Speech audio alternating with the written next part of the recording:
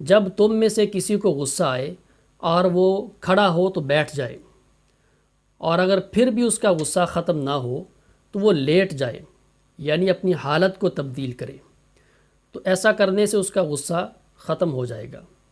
मगर हमारी सूरत हाल इसके बरक्स होती है कि हम अगर लेटे हों और गुस्सा आ जाए तो हम उठ के बैठ जाते हैं, और अगर बैठे हों तो खड़े होकर बाजू ऊपर करना शुरू कर देते हैं।